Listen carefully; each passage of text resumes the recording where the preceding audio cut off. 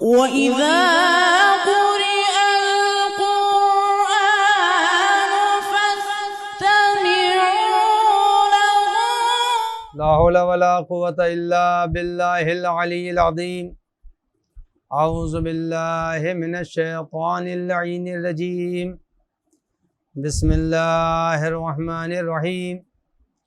الحمد لله رب العالمين، والصلاة والسلام على رسوله النبي الكريم وعلى آله الطيبين الطاهرين المعصومين المنتجبين، لا سيما على الإمام المنتظر واللعنة الدائمة الباقية على أعدائهم أجمعين.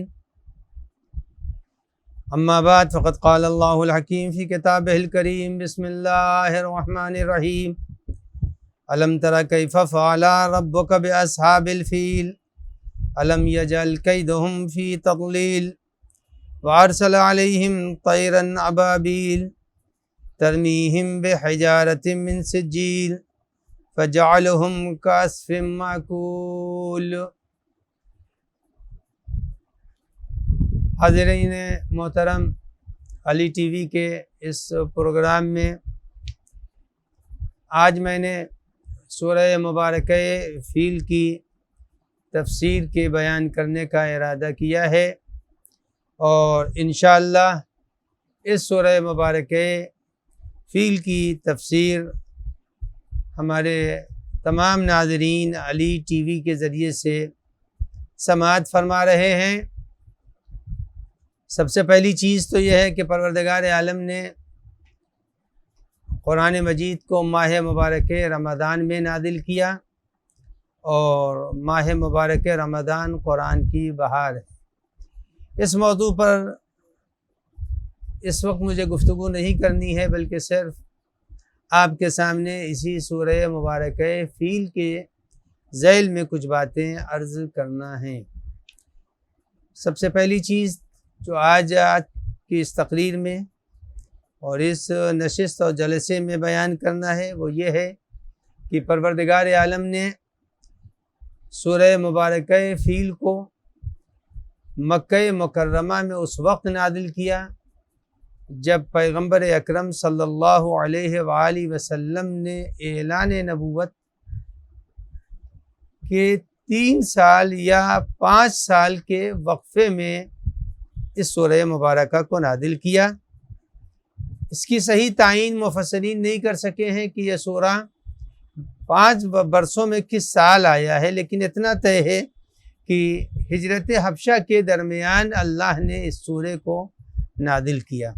اور اس کا ایک بیک گراؤنڈ ہے، اور بیک گراؤنڈ یہ ہے کہ جیسا کہ آپ حضرات سماعت فرما رہے ہیں کہ سورہ فیل کے معنی ہاتھی کے ہوتے ہیں، اور اس کے پس منظر اور بیک گراؤنڈڈ میں یہ ہے کہ جناب نبی اکرم صلی اللہ علیہ وآلہ وسلم کی جس سال ولادت ہوئی ہے اسی سال کا واقعہ ہے واقعہ فیل۔ ابرہہ نامی یمن کا بادشاہ تھا۔ اس یمن کے بادشاہ نے خانہ کعبہ کو مسمار کرنے اور منہدم کرنے کے لیے ہاتھیوں کا لشکر لیا، اور لشکر لے کر وہ مکہ مکرمہ کی طرف بڑھا۔ ظاہر ہے ہاتھیوں نے اس پورے سفر کو بہت ہی دھیمی رفتار سے طے کیا، اور جب حدود مکہ میں وہ پہنچا ہے ابرہہ نامی بادشاہ، تو اس نے وہاں کے اوپر اپنی فوج کو روکا، اور روکنے کے بعد کچھ اپنے سپاہیوں کو شہر میں بھیجا۔ جب شہر میں سپاہیوں کو بھیجا ہے تو سپاہی گئے شہر کے اندر اور جناب عبد المطلب کے اونٹوں کو پکڑ کر لائے۔ جب اونٹوں کو پکڑ کے لائے جناب عبد المطلب کو اس کی خبر ہوئی تو وہ پہنچے ہیں اپنے پورے جاہ و جلال اور اپنے پورے قبیلے کی قیادت کرتے ہوئے ابرہہ کے پاس۔ ابرہہ کو جب معلوم ہوا سردار مکہ آ رہے ہیں تو اس نے ان کے لیے مخصوص جو خیمہ تھا اس خیمے کے اندر وہ خود کرسی پر بیٹھا ہوا تھا، اور جو لوگ ملنے جاتے تھے وہ سب کے سب زمین میں بیٹھتے تھے۔ لیکن جیسے ہی جناب عبد المطلب کو ابرہہ نے دیکھا فوراً ان کے سامنے کرسی منگوائی اور کرسی کے اوپر جناب عبد المطلب بیٹھ گئے۔ جناب عبد المطلب جب کرسی پر بیٹھے ہیں تو اس نے بڑے ادب و احترام سے کہا، آپ سردار مکہ ہیں، سردار قریش ہیں۔ تو اس کے ذہن میں ایک بات یہ تھی کہ یہ آئے ہیں اور یہ مجھ سے سفارش کریں گے کہ خانہ کعبہ کو منہدم نہ کرو، لیکن جناب عبد المطلب نے خانہ کعبہ کا کوئی ذکر ہی نہیں کیا، بلکہ جب اس نے پوچھا آپ نے کیسے زحمت فرمائی تو جناب عبد المطلب نے عرض کیا کہ میں آیا ہوں، ہمارے 100 اونٹوں کو تمہارے سپاہی چھین کر لائے ہیں، اسے واپس کر دو۔ اب رہا ہکا بکا ہو گیا کہ میں تو خانہ کعبہ کو منہدم کرنے اور ڈھانے اور گرانے کے لیے آیا ہوں، لیکن یہ کعبے کا تو کوئی ذکر ہی نہیں، اپنے اونٹوں کا مطالبہ کر رہے ہیں۔ تو اسے اچھا نہیں لگا، اس نے کہا میں تو یہ سمجھ رہا تھا۔ تو جب بڑے اطمینان سے جناب عبد المطلب نے فرمایا کہ انا رب الابل، میں اونٹوں کا مالک و مختار ہوں، اونٹ میرے ہیں، لہذا میں نے اونٹوں کا مطالبہ کیا ہے، اور خانہ کعبہ کا بھی ایک مالک ہے اور ایک اس کا رب ہے۔ جو خانہ کعبہ کا مالک اور رب ہے وہ اپنے خانہ کعبہ کو، اپنے گھر کو بچائے گا۔ جس وقت یہ کہا ہے تو ابرہہ نے ان کے اپنے سپاہیوں سے کہا کہ ان کے اونٹوں کو ان کے حوالے کر دیا جائے۔ اونٹ جناب عبد المطلب کو مل گئے، لیکن وہ پھر ابو قبیس کی پہاڑی پر آئے اور انہوں نے وہاں پر مناجات کی۔ جب مناجات کی تو بار بار وہ اپنے بیٹوں سے پوچھ رہے تھے، بیٹا کوئی امداد الہی چلی یا نہیں چلی؟ ایک وقت وہ آیا کہ جناب عبداللہ اور جناب ابو طالب یہ دونوں موجود ہیں، تو بیٹوں نے کہا کہ بابا جان امداد کی یوں تو کوئی ایسی بظاہر خبر نہیں ہے، لیکن آسمان پر ایک ابر کا کالا ٹکڑا نظر آ رہا ہے۔ تو جناب عبد المطلب نے بڑے اطمینان اور سکون سے کہا کہ بیٹا بس اللہ کی مدد آ گئی۔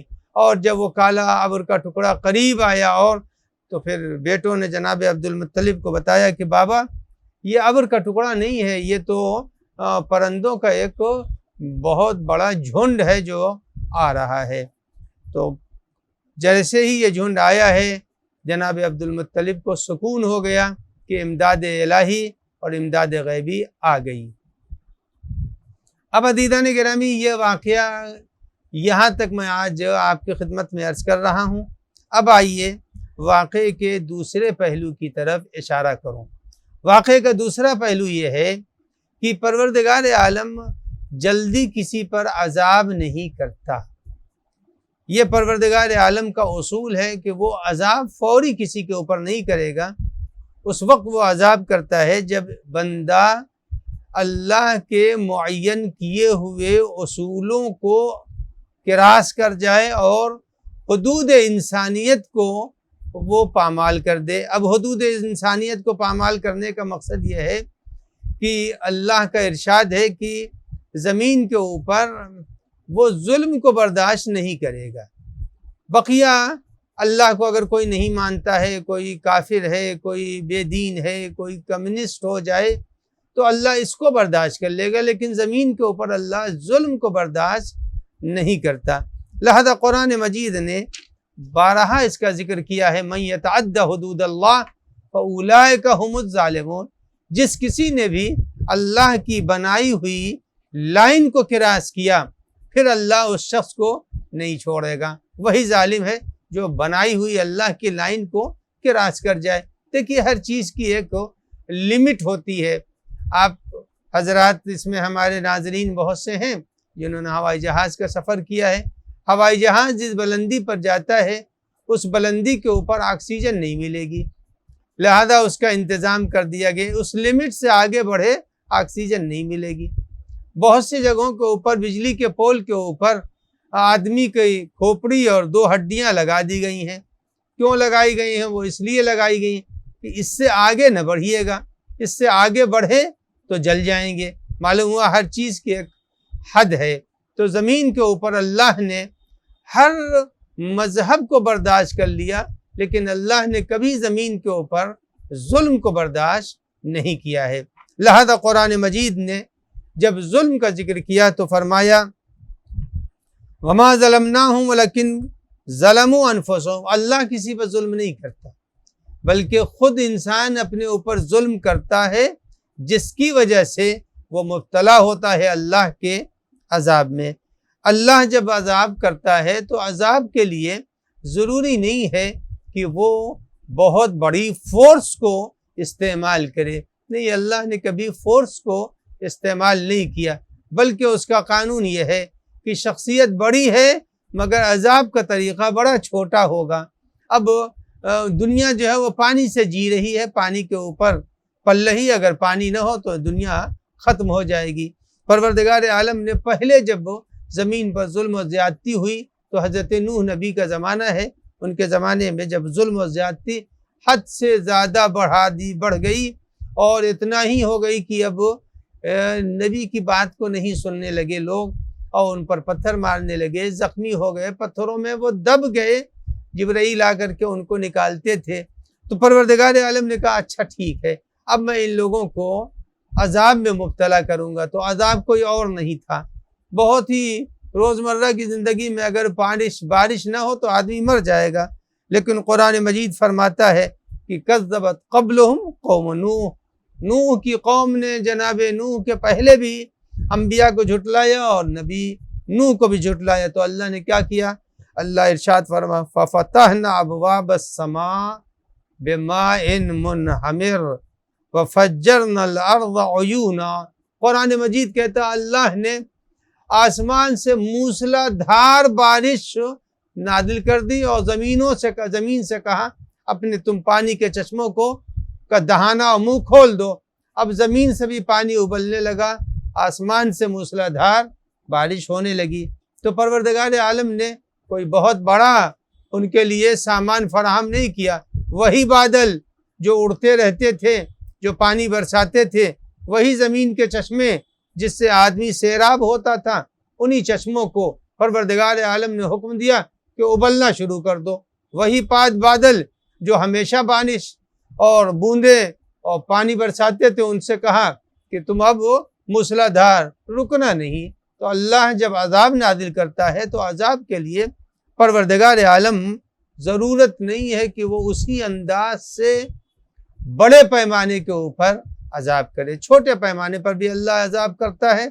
ساتھ ہی ساتھ اب آپ دیکھیے کہ اسی واقعے فیل میں پروردگار عالم نے جب انتقام اور بدلہ لینا چاہا تو دنیا میں آج بھی زمین کے اوپر سب سے بڑی بھاری بھرکم اگر کوئی جانوروں میں مخلوق ہے تو وہ ہاتھی سب سے بڑی بھاری بھرکم مخلوق ہے۔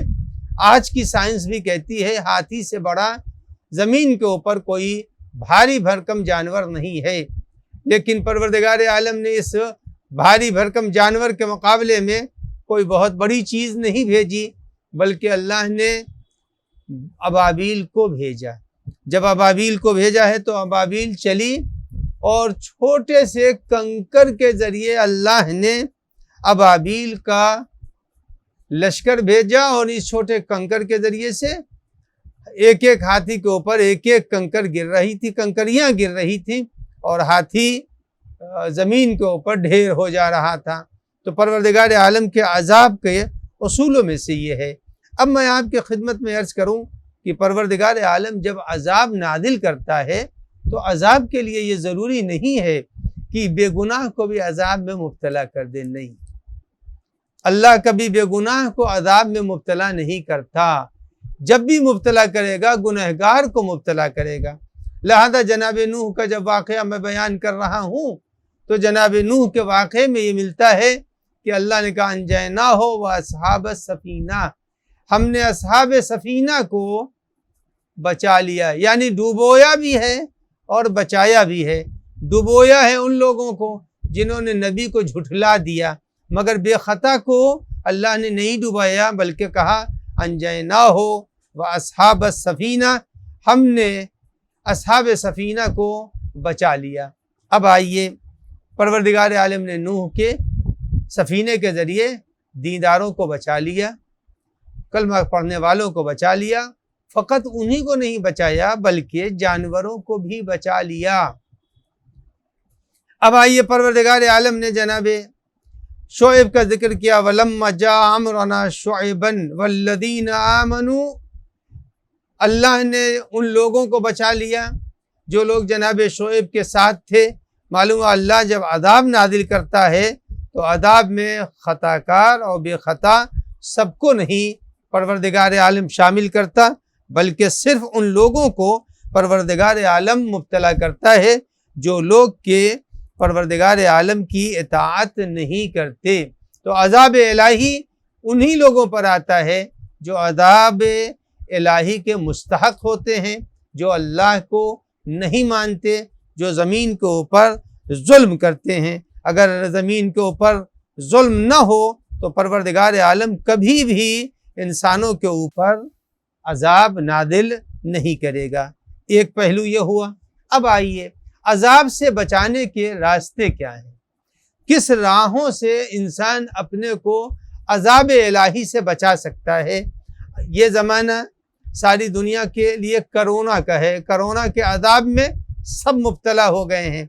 اب یہ عذاب ہے، بلا ہے، کیسے اس بلا سے انسان بچے گا؟ قرآن مجید نے اس کا ذکر کر دیا کہ اللہ کی عذاب سے اگر یہ انسانوں کا پھیلایا ہوا ہے تو بھی انسان مومن بچیں گے اس عذاب سے، اور اگر کہیں یہ آسمانی وبا ہے، قرآن مجید نے دونوں پہلو کا ذکر کر دیا، اس لیے کہ زمین کے اوپر قرآن ارشاد فرما رہا ہے کہ ظہر الفساد فی البر والبحر بما کسبت ایدی الناس۔ قرآن مجید کہہ رہا ہے، دعائے عہد میں بھی یہی ہے کہ زمین کے اوپر فساد پھیلایا ہے خود انسان نے۔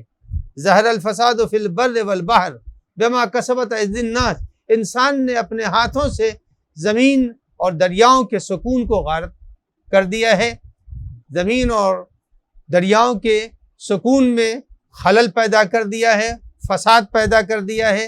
تو بھی ہم اس وبا سے بچ سکتے ہیں، کیسے بچیں گے؟ قرآن مجید اس کا ذکر فرما رہا ہے۔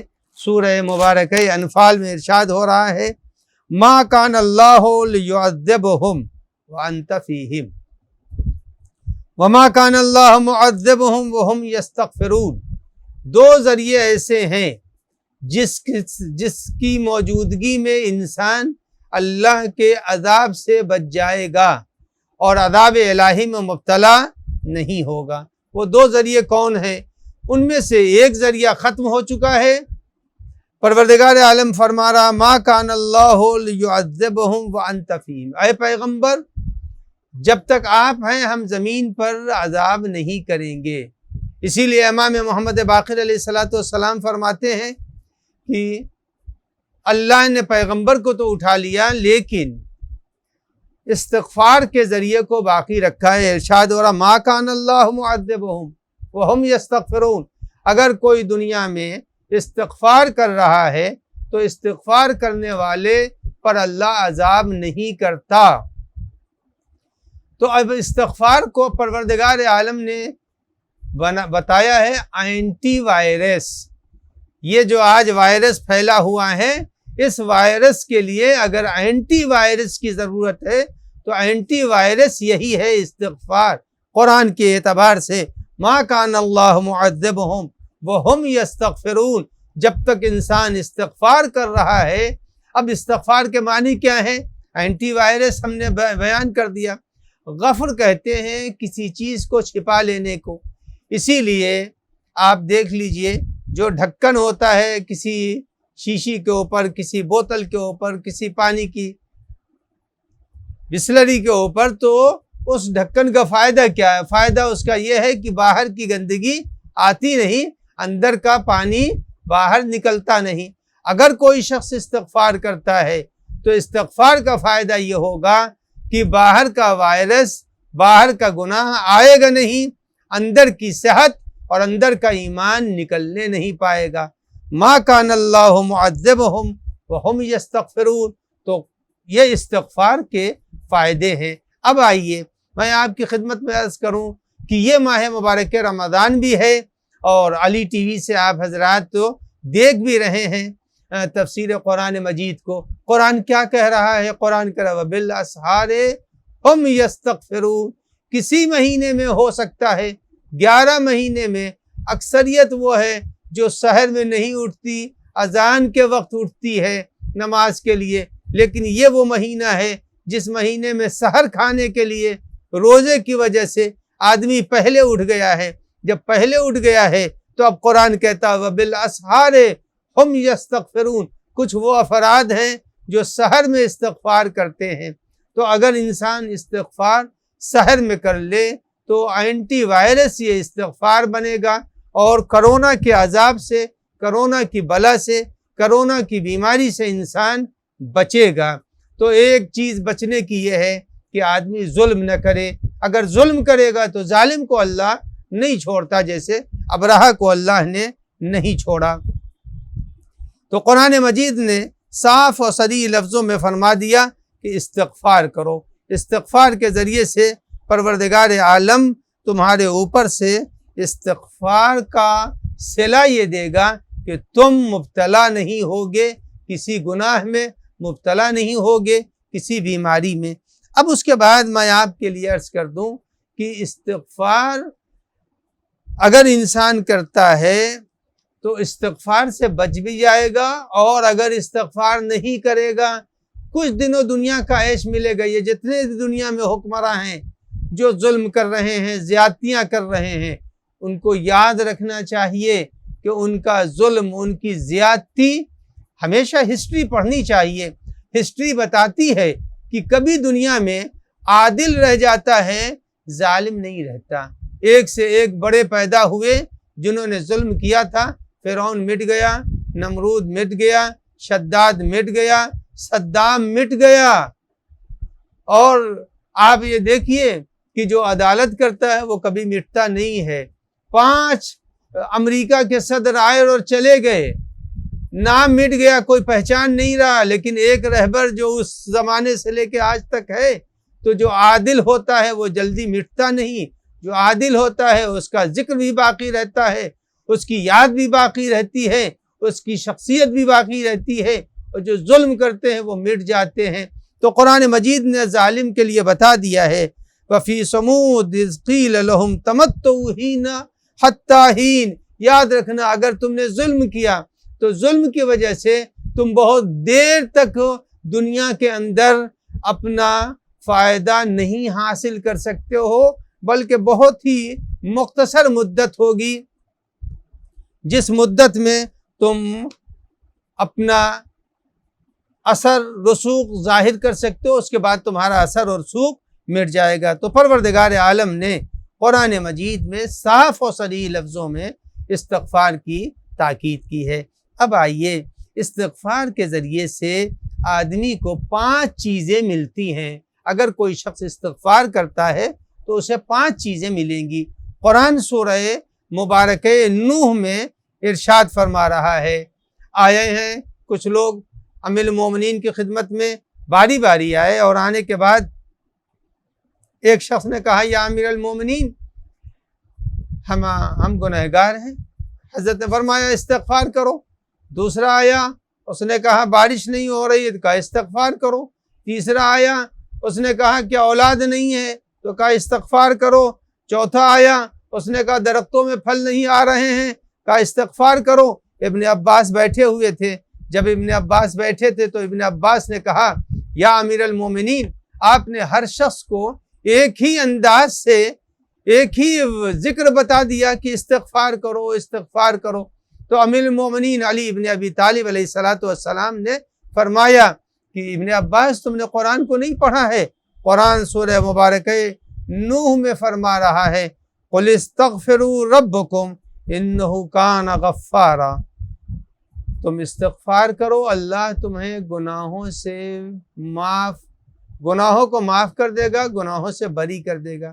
اب عزیزان گرامی، بہترین زمانہ ہے ماہ مبارک رمضان، استغفار کا زمانہ ہے۔ اگر کسی انسان کو کچھ بھی نہیں آتا تو استغفار کرے۔ اس زمانے میں استغفار جب کرے گا تو پروردگار عالم کرونا کی بلا سے بھی بچائے گا، اور ساتھ ہی ساتھ گناہ کو بھی اس کے معاف کرے گا۔ پھر دوسرے شخص کے جواب میں بھی حضرت نے یہی فرمایا، جس نے آ کے کہا تھا کہ بارش نہیں ہو رہی ہے، تو حضرت نے فرمایا استغفار کرو، اسی آیت میں موجود ہے یرسل السماء علیکم مدرارا، استغفار کرو، پروردگار عالم تمہارے لیے موسلا دھار بارش نازل کرے گا، بھیجے گا، بارش ہوگی، خوب ٹوٹ کے بارش ہوگی۔ تو اب معلوم یہ ہوا کہ استغفار اس زمانے میں بھی ضروری تھا اور اس زمانے میں تو بہرحال ضروری ہے۔ اس کے بعد سے فرمایا کہ استغفار کرو۔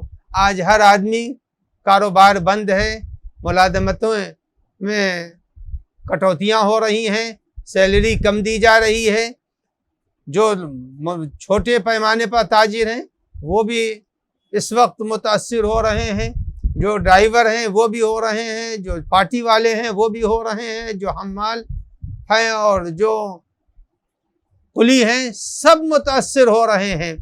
اب اس وقت کون سا ایسا ذریعہ ہے جو پروردگار عالم کی بارگاہ سے، اس لیے کہ اس کی بارگاہ میں کمی نہیں ہے، نہ اس کے راستے جو ہیں محدود ہیں۔ ہم اپنے گھر سے ایک دروازہ رکھتے ہیں نکلنے کا، لیکن ملک الموت کے لیے ہزاروں راستے ہیں آنے کے لیے۔ اگر ملک الموت ہزاروں راستے سے آ سکتے ہیں تو رحمت الہیہ بھی ہزاروں راستے سے آ سکتی ہے۔ اب استغفار کے فائدوں میں سے اسی سورہ مبارکہ نوح میں ہے یمددکم باموال، استغفار کرو تاکہ اللہ تم کو مالدار بنا دے۔ بہترین انسان کے لیے وقفہ ہے کہ یہ ابھی ماہ مبارک رمضان کی آج چھٹی ہے اور ابھی پورا ماشاءاللہ مہینہ باقی ہے، جتنا ہو سکے استغفار کرے۔ اس استغفار کا فائدہ ایک گناہوں سے معافی بھی ہے، دوسرے وائرس سے بھی بچے گا، تیسری چیز یہ ہے کہ پروردگار عالم اس کو مالدار بنا دے گا۔ یمددکم باموال و بنین، اللہ تم کو مالدار بنا دے گا۔ تو اس کے ساتھ ساتھ عزیزان گرامی، اب ایک چیز یہ بھی ہے کہ اس مہینے میں بہت سے ایسے افراد ہوں گے جن کے اولاد نہیں ہے، اولاد نہیں، اولاد کے لیے ہزاروں منتیں مان رہے ہیں، ہزاروں دعائیں کر رہے ہیں۔ اگر اس مہینے میں کسی شخص بے اولاد نے اولاد کے لیے استغفار فقط اس نیت سے کیا ہو کہ اللہ مجھے اولاد دے دے، تو اب قرآن مجید فرماتا ہے کہ یمددکم باموال و بنین، اللہ تم کو اولاد بھی دے گا۔ معلوم یہ ہوا کہ استغفار اس مہینے میں یا اس مہینے کے گزر جانے کے بعد اگر کوئی شخص مسلسل استغفار اس نیت سے کر رہا ہو کہ پالنے والے مجھے صاحب اولاد بنا دے، تو پروردگار عالم اس کو صاحب اولاد بنائے گا استغفار کے ذریعے سے۔ اس کے بعد اب قرآن مجید ارشاد فرما رہا ہے کہ دیکھیے جنت کے دونوں معنی ہیں۔ ایک وہ جنت ہے جس کو پروردگار عالم نے مرنے کے بعد دینے کا وعدہ کیا ہے، اور عربی میں جنت کہتے ہیں، باغات کو بھی جنت کہتے ہیں۔ تو اب قرآن کہہ رہا کہ استغفار کرو، قل استغفروا ربکم۔ اب کیا فائدہ ہوگا؟ یجعل لکم جنات، اللہ تم کو صاحب جنت بنا دے گا، یعنی یہاں کے اوپر بھی تمہیں نعمتوں سے سرفراز کرے گا، وہاں کے اوپر اپنی اس جنت میں پہنچائے گا کہ یجعل لکم انہارا، جس کے اندر نہریں جاری ہو رہی ہیں۔ تو استغفار کے فوائد میں سے ایک فائدے، 5 فائدے یہ ہیں، اور اس کے بعد سے پروردگار عالم فرما رہا ہے قرآن مجید میں بار بار، اگر کوئی شخص استغفار کرے گا، چونکہ استغفار کے لیے قرآن نے اس مہینے کی تاکید کی ہے، پیغمبر کا وہ خطبہ پورا موجود ہے کہ استغفار کرو، اپنے گناہوں سے اپنی پیٹھ کو ہلکا کرو۔ قرآن میں مجید فرما رہا ان استغفروا ربکم ثم توبوا، دوسری آیت ان استغفروا ربکم ثم توبوا الیہ یمتعکم متاعا حسنا۔ اب یہ یاد رکھیے کہ قرآن مجید نے جب فرمایا کہ استغفار کرو، اللہ تم کو سرمایہ حسن دے گا، بہترین نفیس سرمایہ سے سرفراز کرے گا۔ تو اگر کوئی شخص اس زمانے میں استغفار کر رہا ہے، جو اللہ کا مہینہ بھی ہے، مغفرت کا مہینہ بھی ہے، توبہ کا مہینہ بھی ہے، تو خود اس میں قرآن نے کہا ان استغفروا ربکم ثم توبوا۔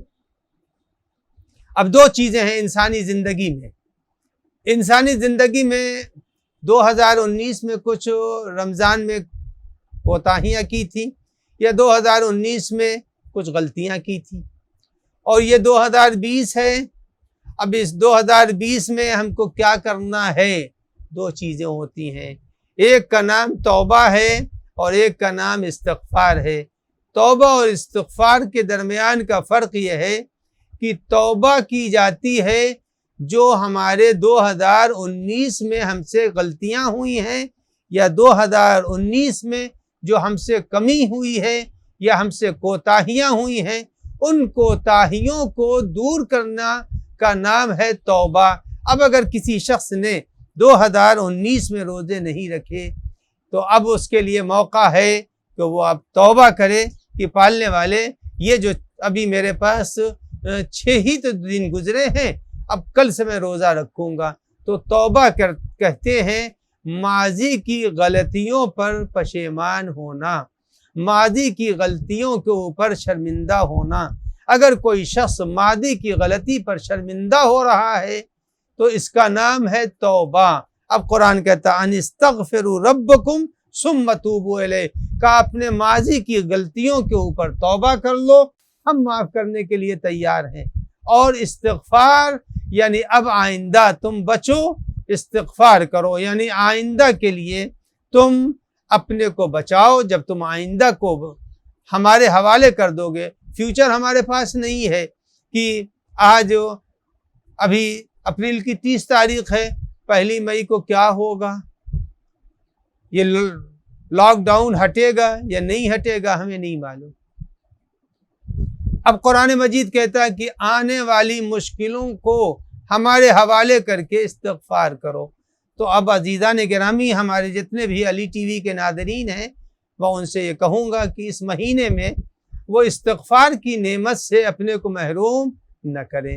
ایک استغفار ہے، ایک توبہ ہے، اسی لیے ہر روز میں ہے، نماز صبح کے اعمال میں ہے اسألہ التوبہ، 100 مرتبہ کہے اسألہ التوبہ، اے پالنے والے میں تجھ سے توبہ کر رہا ہوں، آئندہ مجھ سے کوئی غلطی نہ ہونے پائے۔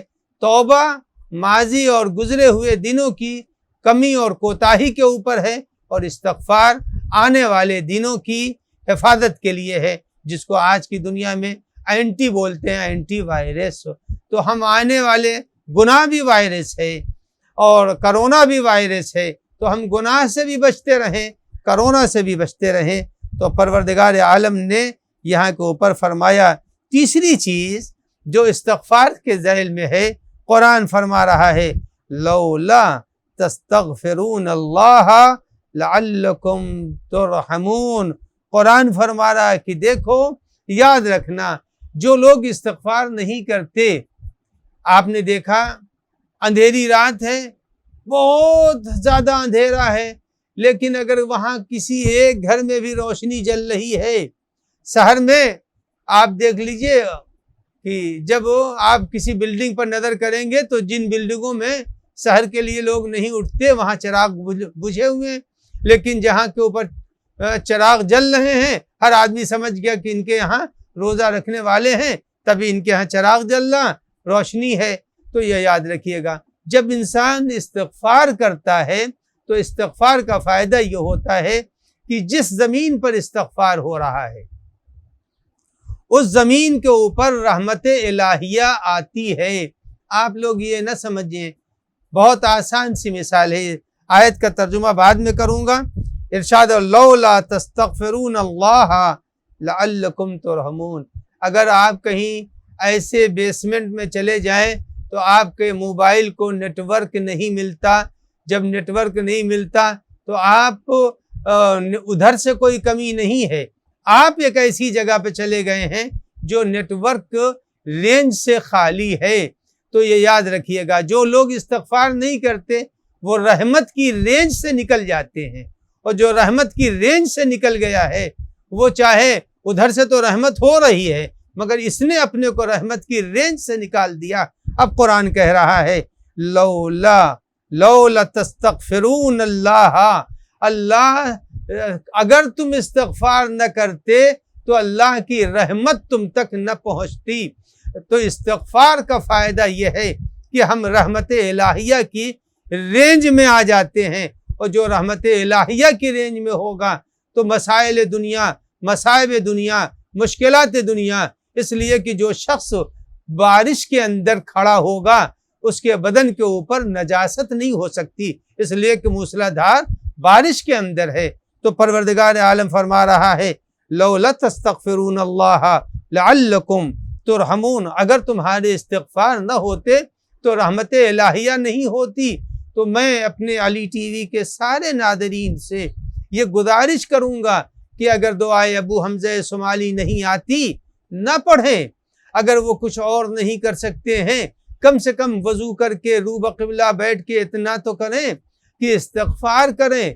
جب استغفار کریں گے تو استغفار کے 6 فائدے بیان کر چکا ہوں۔ یہ ایک فائدہ یہ ہے کہ وہ اللہ کی رحمتوں کے رینج میں ہوگا، اور جو اللہ کی رحمت کے رینج میں ہوتا ہے تو اس کے معنی یہ ہے کہ پروردگار عالم کی نگاہ کرم اس کی طرف ہے، اور جب اللہ کی رحمت ہوگی تو وہ رحیم بھی ہے، رحمان بھی ہے۔ اس کے بعد عزیزان گرامی ایک بات اور عرض کر دوں کہ انسان کو انہی مہینوں میں کرونا کی وبا ہے، کاروبار کی مشکلات بھی ہیں، مالی پریشانیاں بھی ہیں، سب سے بچنے کے لیے بہترین جو ورد ہے وہ کون سا ورد ہے اس کو سن لیں، اور سارے ہمارے علی ٹی وی کے ناظرین اور سامعین اس پر عمل کریں۔ جناب موسیٰ علیہ السلام سے ان کے کلمہ پڑھنے والے جو ان کی نبوت کا پر ایمان لا چکے تھے، ان لوگوں نے جناب موسیٰ سے ایک شکایت کی، اور شکایت کیا تھی؟ فرعون جناب موسیٰ کا بھی مخالف تھا اور ان کے ہاتھ پہ اوپر ایمان لانے والوں کا بھی مخالف تھا، لہذا فرعون نے جناب موسیٰ کے کلمہ پڑھنے والوں کو جبراً اپنے پیلس اور قصر کے بنانے کے لیے ملازم کی حیثیت سے رکھ لیا۔ تنخواہ نہیں دیتا تھا، پیسے نہیں دیتا تھا، مفت میں ان سے کام لیتا تھا، لہذا کہیں بھاگ نہ جائیں یہ موسیٰ کے کلمہ پڑھنے والے، لہذا سب کے پیروں میں اس نے بیڑیاں ڈال دی۔ اب کوئی اینٹیں لے کے جا رہا ہے، کوئی گارے لے کے جا رہا ہے، کوئی سامان لے کے جا رہا، نتیجہ یہ ہوتا تھا کہ ان بیڑیوں کی وجہ سے وہ کوئی بلندی سے گرتا تھا تو مر جاتا تھا۔ اب اس کے پیلس کی دیوار ہے تو پیلس کی دیوار کوئی 2-4 فٹ کی تو ہوتی نہیں تھی، اونچی اونچی دیوار بنانا ہے، سامان لے کے جو چل رہا ہے وہ گر گیا، جو گر گیا یا تو ہاتھ پیر ٹوٹا یا پھر مر ہی گیا۔ تو جناب موسیٰ سے ان لوگوں نے شکایت کی کہ پالنے والے سے آپ کہیے کہ ہمارا قصور کیا ہے، صرف ہم تیرے اوپر ایمان لائے ہیں اور ایمان کی وجہ سے ہم پر یہ سزا ہے کہ ہم کو بیڑیاں پہنا دی گئی ہیں اور کام لیا جا رہا ہے۔ تو پروردگار عالم نے موسیٰ پر وحی کی، اے موسیٰ جا کر کے تم اپنے کلمہ پڑھنے والوں سے کہہ دو کہ وہ اگر عذاب فرعون سے بچنا چاہتے ہیں تو ان کے لیے واحد ذریعہ یہ ہے کہ محمد و آل محمد پر صلوات بھیجیں۔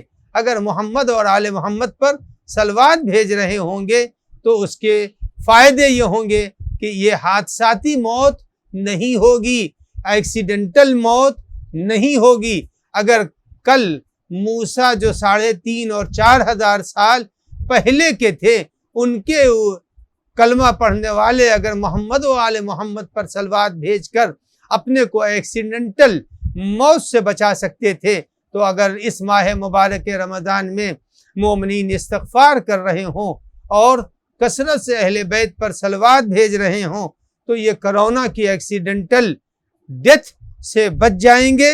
اس لیے کہ پروردگار عالم نے اس استغفار اور صلوات کو اہل بیت کے چاہنے والوں کے لیے، اور چاہے اہل بیت کا چاہنے والا نہ بھی ہو، اگر وہ محمد و آل محمد علیہ الصلوۃ والسلام سے رابطہ کر لے تو کم سے کم اس وبا سے تو بچ ہی جائے گا، اور جو اس وبا سے بچ گیا تو آپ لوگوں نے دیکھا ہوگا کہ اس وبا میں جو لوگ مبتلا ہیں ان کی موت کیسے ہو رہی ہے، عزیز و اقارب بھی اس میں شامل نہیں ہو رہے ہیں۔ اب میں آپ کی خدمت میں ایک چھوٹا سا چند لفظوں میں ایک واقعہ نقل کر دوں تاکہ اہمیت استغفار کا پتہ چلے۔ اللہ نے اپنے فرشتوں کو حکم دیا کہ جاؤ اور اس زمین کو تہس نہس کر دو، اس لیے کہ اس زمین کے اوپر گناہ زیادہ ہو رہا ہے۔ جس زمین پر گناہ زیادہ ہوتا ہے اللہ اس سرزمین کو تہس نہس کر دیتی ہے۔ اپنے تمام ناظرین، چاہے جو بھی دیکھنے والے ہوں علی ٹی وی کے یا یوٹیوب کے، میں سب سے ایک بات کہوں گا کہ کسی کو بھی غرور نہیں کرنا چاہیے۔ اگر پاور مل جائے تو پاور پر غرور نہیں کرنا چاہیے، اگر جوانی مل جائے تو جوانی پر غرور نہیں کرنا چاہیے، اگر دولت مل جائے تو دولت پر غرور نہیں کرنا چاہیے، اس لیے کہ بڑے بڑے دولت مند تھے لیکن آج کاروبار ٹھپ ہو گیا۔ بہت ایٹم بم بنانے والے تھے لیکن آج ہاتھ پیر پھولا ہوا ہے کہ کیسے اپنے شہر اور اپنے ملک کے لوگوں کو موت کے منہ سے بچا سکیں۔ تو آدمی کو غرور نہیں کرنا چاہیے۔ جب اللہ نے حکم دیا ملائکہ کو اس بستی کو تہس نہس کر دو تو اللہ کے فرشتے آئے، دیکھا کہ بستی میں سب شراب و کباب و نشے اور مست ہیں، کسی کو دولت کا نشہ ہے تو کسی کو پاور کا نشہ ہے تو کسی کو جوانی کا نشہ ہے، کسی کو اپنے قبیلے کا نشہ ہے، لیکن اسی بستی میں ایک آدمی تھا جو رات کے اندھیرے میں استغفار کر رہا تھا۔ تو فرشتوں نے پوچھا کہ میں اس کو بھی تہس نہس کر دوں؟ اللہ نے کہا کہ صرف اسی کی وجہ سے تم واپس چلے آؤ۔ تو اگر زمین کے اوپر انسان عدل کرے، انصاف کرے، لوگوں سے محبت کرے، استغفار کرے، توسل کرے، صلوات بھیجے، تو پروردگار عالم زمین کو ہر بیماری اور بلا سے، ہر آفت اور زلزلے سے بچا لیتا ہے۔ السلام علیکم ورحمۃ اللہ وبرکاتہ۔ اب حضرات کے سامنے یہ سوال کر رہا ہوں کہ یہ بتائیے کہ اس مہینے کے بہترین اعمال میں کون سا عمل ہے؟ ایک بات۔ دوسرا سوال یہ ہے کہ پروردگار عالم نے سورہ فیل میں کس بادشاہ کا ذکر کیا ہے اور اس بادشاہ کو تباہ کرنے کے لیے پروردگار عالم نے کس ذریعے کو استعمال کیا؟ جو بھی اس دو سوالوں کا جواب دے گا علی ٹی وی کی طرف سے اس کو انعام دیا جائے گا۔